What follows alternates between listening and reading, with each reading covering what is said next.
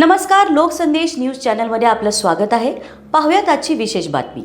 सातारा तालुका police ठाण्याने Pali तालुका जिल्हा सातारा येथे गव्हाच्या पिकात आंतरपीक म्हणून काढण्यात आलेल्या गांजाच्या बेकायदेशीर शेतीचा पर्दाफाश केलेला आहे. या कारवाईत 51 किलो 275 ग्रॅम गांजा अंदाजे 12,81,275 रुपये किमतीचा जप्त करण्यात आला असून नामदेव लक्ष्मण माने वय वर्ष 42 राहणार पाली तालुका जिल्हा सातारा यास अटक करण्यात आलेला आहे. सातारा तालुका पोलीस ठाण्यातील सहाय्यक फौजदार धनाजी वायदंडे यांना मिळालेल्या गोपनीय माहितीच्या आधारे ही कारवाई करण्यात आली. माननीय पोलीस अधीक्षक तुषार दोशी, माननीय अप्पर पोलीस अधीक्षक श्रीमती वैशाली कडूकर, माननीय उपविभागीय पोलीस अधिकारी राजीव नवले यांच्या मार्गदर्शनाखाली सातारा तालुका पोलीस ठाण्याचे प्रभारी पोलीस निरीक्षक निलेश तांबे यांनी विशेष पथक तयार केले.